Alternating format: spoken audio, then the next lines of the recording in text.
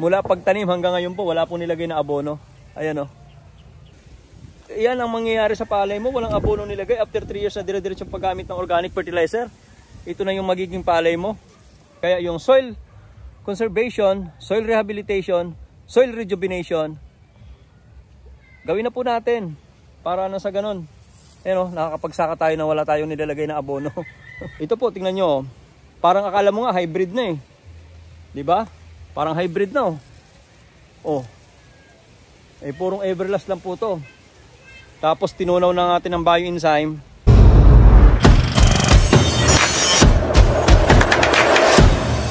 Mahaba ang uhay. Ayan o.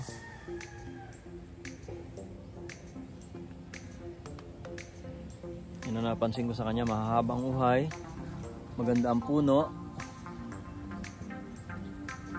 malalaki ang dahon, oh. Matitigas ang dahon na malalaki ang dahon, walang sira, at malinis ang bunga. Oh. Yan yung ating sabog tanim. Wala tayong nilagay na synthetic fertilizer, purong organic lang, yung Everlast. Ayan pa siya oh. Ayan pa siya oh. Ayan yung Everlast na nilagay natin. So ngayon po, ito yung itsura niya. August 17 natin ito isinabog. August 17, 2023. Ngayon, titingnan natin ngayon yung difference niya. Difference doon naman sa kasabay niya na tanim. So parehong variety, Jasmine 479, tanim naman. At ano ba yung pagkakaiba nila in terms of itsura, no? So ito kasi tapos na siya ng pollination process, wala na siyang bulaklak, may mga pailan-ilan pang natitira, yan, no? So nalilate po ito ng konti, no? Pero sa aking assessment, maganda yung palay. Yan, malalaki ang uhay niya, mahaba. At ito naman yung walang abono, walang abonong nilagay, basta itinanim na lang natin diyan. At umasa na lang siya doon sa rejuvenated na lupa. Ito po yung tinatawag na zero abono method. Isa, dalawa, walang mga abono yan.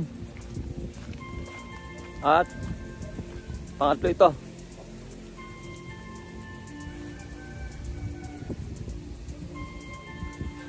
Yung mga karatula na yon nakalagay doon, zero abono method.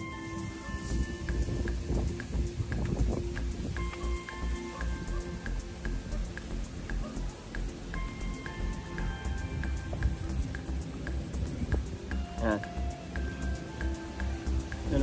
Zero abono demo trial. So kayo na humusga dyan sa walang abono na nilagay. Pwede natin gawin yan sa mas malawak. Pwede natin gawin sa 1 hektarya, 2 hektarya, 10 hektarya, 20 hectares hanggang 100 hektarya, kahit ilang hektarya. The same procedure. Alagaan mo lang yung lupa. Tingnan nyo po dyan, panoorin nyo dyan sa mga video natin. At sa loob ng dire-diretso, ilang taong dire-diretso paggamit ng organic fertilization method, yun na, wala ka nang gagastusing abono. Okay, malaking breakthrough yun, di ba? Malaking kaalwanan yun sa farmer. At ito naman yung may organic. Yan. Mas ano pa yung dahon niya, oh. Ito yung may Everlast. Pare-parehong walang synthetic fertilizer po lahat-lahat yan. Wala dito hanggang doon. Wala pong synthetic fertilizer yan. Ang mapapansin mo dito sa zero abono ay mas labas na yung bunga niya, no? Kumpara mo dito sa may organico, mas green pa yung dahon. Nakatago pa yung bunga niya. Siguro malilate yan ng mga 5 days para maging ganito ang itsura. So itong walang abono, labas na yung bunga. Yon, may dahon pa. So katulad dito, green na green pa yung dahon. Yan. Pero walang ginagamit na synthetic fertilizer. Walang urea, walang 1414, walang 1620, walang 18460, walang 0060, walang 2100. Ayan. Zero synthetic fertilization method. Tapos zero abono method. Gandun. Tapos yun ay pinanggalingan natin yung direct seeding. Atwa, ano? Sino ba naman ang hindi matutuwang magbalita po sa inyo ng ganito? So ibig sabihin yung mga protocol na tinuturo natin sa inyo, sir, ay tsaga-tsagaan natin. Okay na to, yung ganitong palay. To. Mas maganda pa nga to kaysa doon sa mga pinapakitang palay sa Australia eh. Di ba? Ano po yun? Oh. Gandun. Nakakatuwa. So yun po yung ating update sa inyo for today. Siguro mga nasa mag 80 days na po to, August 17, 2023.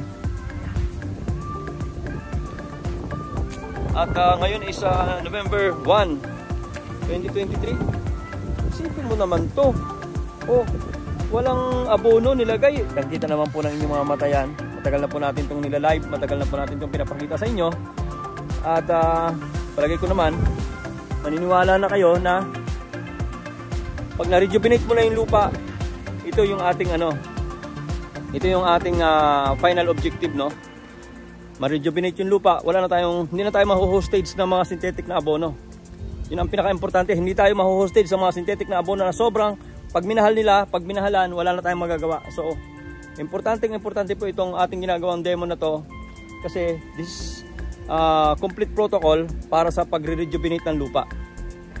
Alright? Oh, ito po yung may organic. Pero everlast lang rin yan. Wala rin yung synthetic. Oh. Kasama na yan yung pag-maintain natin ng mga magagandang pilapil para hindi po tagas ang tubig. Kasama po yan sa ating protocol. Masusundan nyo po yan mula day 1 ng ating pagtatanim, ating pag-demo. So, yun. Kita nyo? Oh. Kaya na pong balang humusga dyan. Farmer naman tayo pare-pareho eh. Pero sa isang setup na walang ginagamit na synthetic fertilizer, I think this is more than enough na matutuwa kayo, di ba? So, naglabasan na po lahat ng bunga. So, ito na po siya ngayon. Ganda, no? Ganyan sana ang gagawin natin para nang sa ganon ay makapagsaka, pati mga kaapu-apuhan ninyo, hindi po masisira ang lupa. Ang pagkita kasi sa agriculture, hindi lang po sa ngayon, no? Ang iisipin din natin yung mga susunod na mga salinlahi natin, mga papamanahan natin ng mga lupa natin. Di po ba? Kasi pag minana nila yung lupa tapos dead soil, paano gagawin nila? At wala silang idea halimbawa kung paano ma-rejuvenate yan. So mahalaga po yung mga itinuturo natin dito. Salamat po sa mga dire-diretsong pagsubaybay sa ating channel, Noel Agri TV. Thank you po sa mga followers na dire-diretsong naniniwala dito sa ating mga protocol na ginagawa. At ito po ay buong pusong katotohanan at katotohanan lamang. Wala pong hausyaw, wala pong kung ano naman. Kung ano po yung pinapakita natin from day 1, yun po siya ngayon. Nangangawit na ako. Bye bye.